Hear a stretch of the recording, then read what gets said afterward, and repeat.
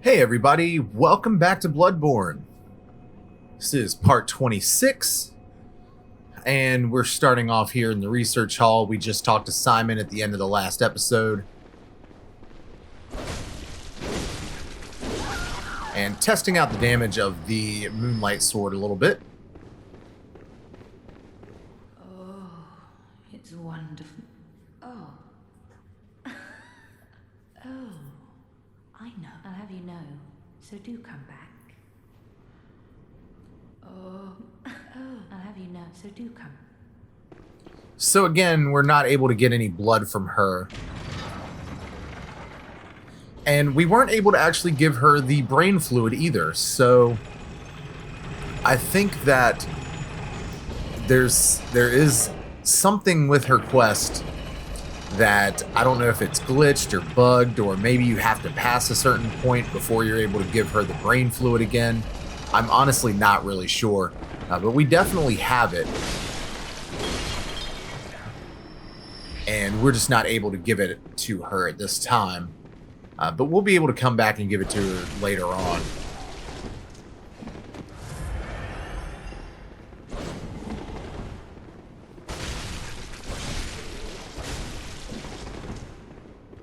And unfortunately, because of my gem setup, I believe, I'm just not doing a whole lot of damage with the Moonlight Sword yet.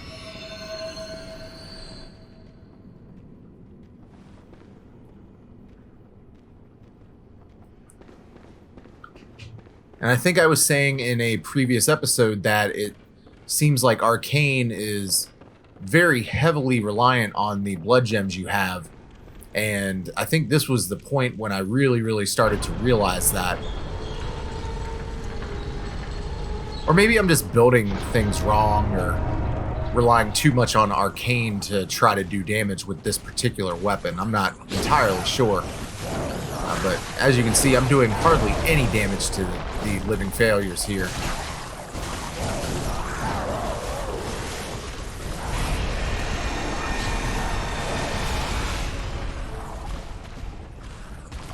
So we pull the Saw Spear back out, and we're doing a little bit more.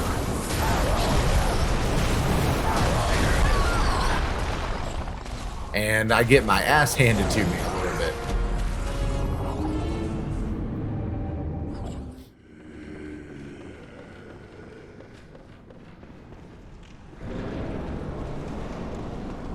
So one of the things I wanted to try to do with this boss fight in particular was I wanted to learn how to parry them.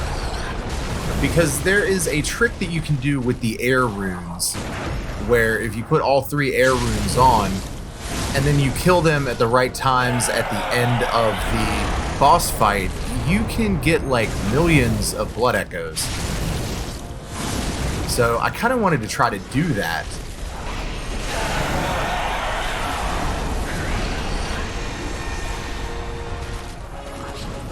And of course, the only way to be able to do that eventually is to get good at parrying them, or get good at just doing visceral attacks on them in general, since the air runes just give you more blood echoes anytime you kill an enemy with a visceral attack.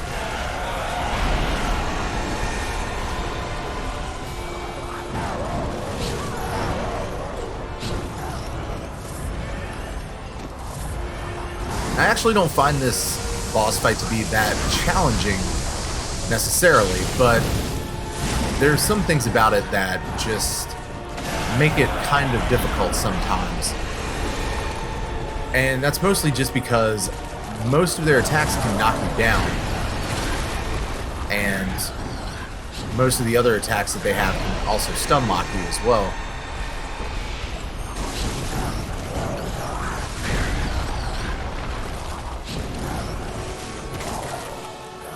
Like, it almost takes no time for one of these guys to just sneak up on you when you have your attention on the other one.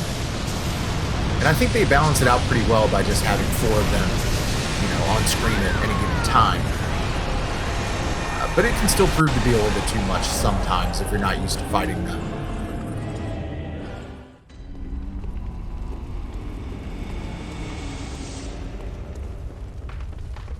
And then at this point, I actually realized that I didn't even have the air runes on, so even if I was able to defeat them, and take care of them with visceral attacks, I would not be able to get any benefit from it because I just didn't have the runes on. And I actually only have 2 of them. But of course, you can do this with 1 air rune, 2 air runes, 3 of them. It doesn't matter. They stack. You just won't get as many without having all 3 of them. So we're going to go into this fight again.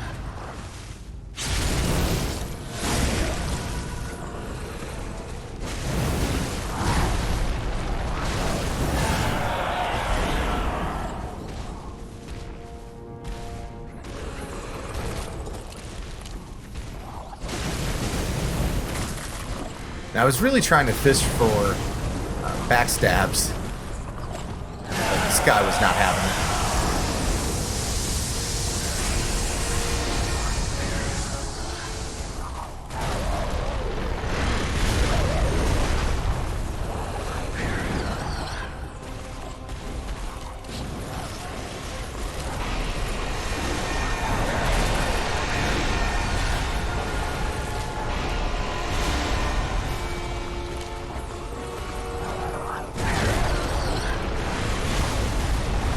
I wanted to talk about the lore a little bit on these guys, and what is pretty much speculated is that these are failed celestial emissaries that humans were trying to create so that they could commune with the Great Ones.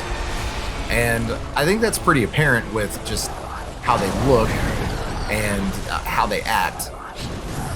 So this place was pretty much set up as a way for them to do research on humans and try to actually commune with the Great Ones. And I've always thought that was pretty interesting.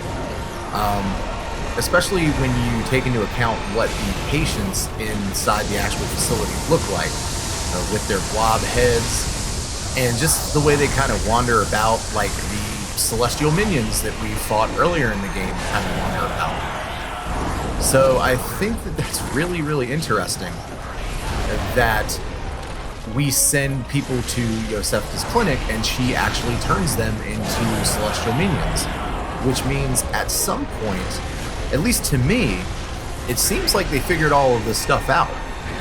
And there's an area that we'll visit later on in the playthrough where we actually fought the celestial emissaries and we actually fought the celestial minions that were around there. And you'll see the patients of this place kind of tending to the lumen flowers that are growing in that area. So yeah, I think that they kind of succeeded in what they were trying to do. Just like Willem, when you kill him, his blood is not red. It is the same color as the blood from celestial minions. And I think that that's really interesting. So it seems like a lot of this stuff where they were talking about trying to commune with Great Ones and trying to ascend and trying to become Great Ones actually ended up working pretty well. All things considered, if you want to call this working pretty well. But that's enough of me rambling on. The actual boss fight where I complete it is coming up, so I will see you after that.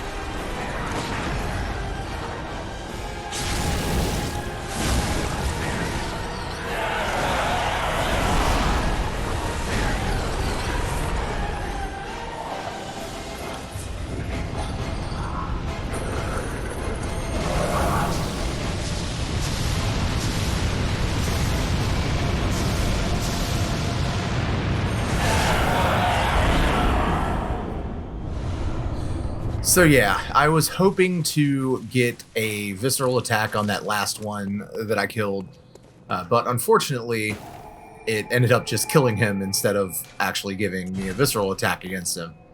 Even though I feel like I was lined up decently well to be able to get one off on him, I just must have done too much damage or something like that, and it went ahead and ended the fight. And seeing as I only have 3 Quicksilver bullets left, we are going to go into the dungeon real quick, and we're going to grab some blood echoes and buy a whole bunch of them.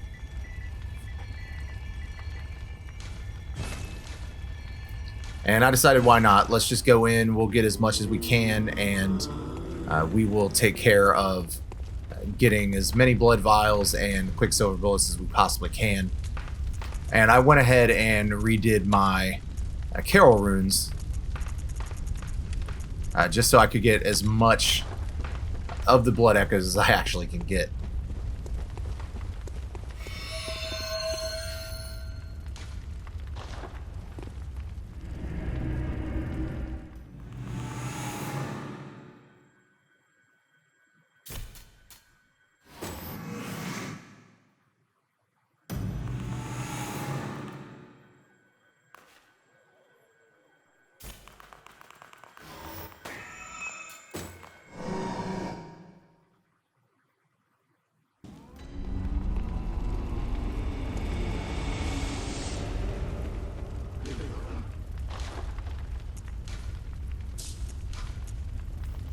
So I have not used that farming method to gain any levels or anything like that. Just like I said in the earlier parts of the playthrough, I didn't want to make myself overpowered, at least until I got to New Game Plus or something like that. So I just decided to spend them all on blood vials and Quicksilver bullets, and I shouldn't have to mess around with trying to find Quicksilver bullets at any point during the rest of the game. But I wanted to raise my HP and raise my stamina just a little bit.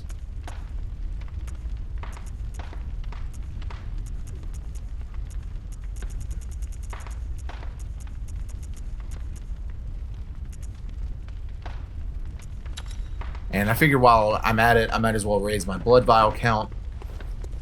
Because sometimes Maria can give me a little bit of trouble, I'm not going to lie. So this is my favorite boss fight in the entire game. I think that the fight with Maria is one of the best fights that FromSoft has ever created. And I think one of the things that I love most about it is just how evenly matched you are with her. We're going to get a cutscene here.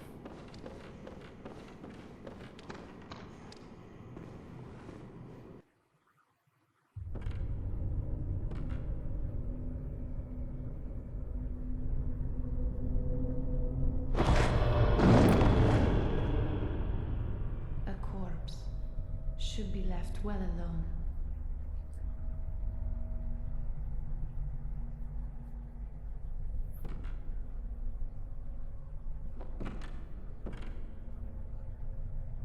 Oh, I know very well how the secrets beckon so sweetly. Only an honest death will kill you now. Prevent you from your wild curiosity.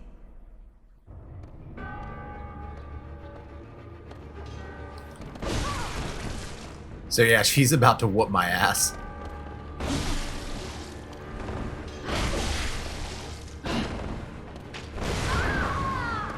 Yup. I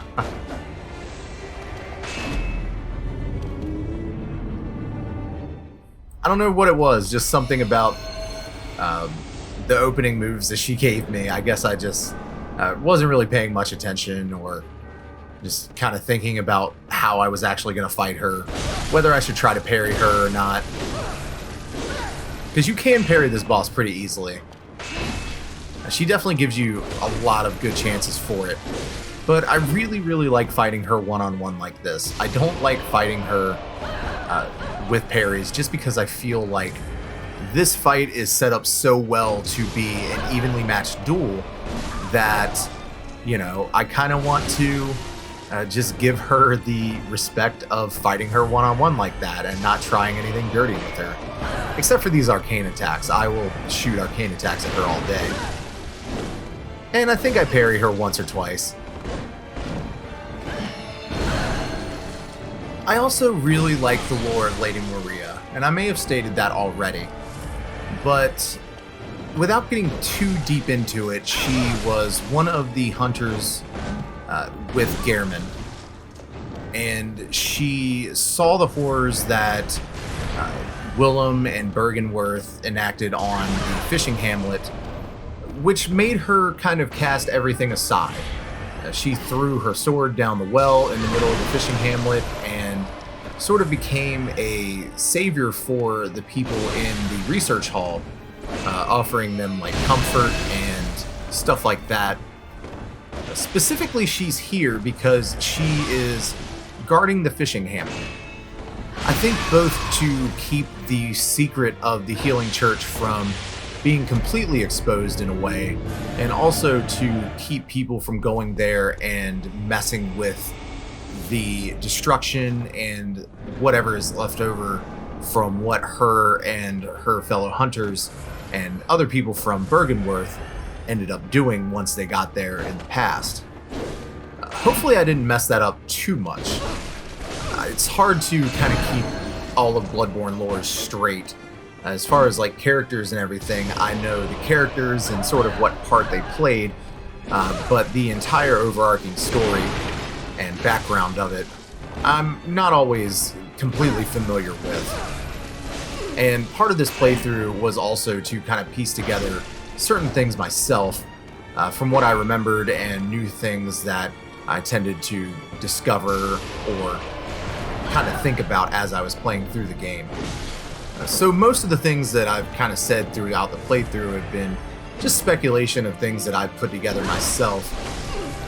And I think that some of it mimics what the community has speculated on and what they've kind of discovered, but I think that some of it is also just me interpreting things for myself, which is one of the beauties of this game and just the Souls games in general, is the ability to look at things in the environment and read item descriptions and just kind of piece together everything for yourself.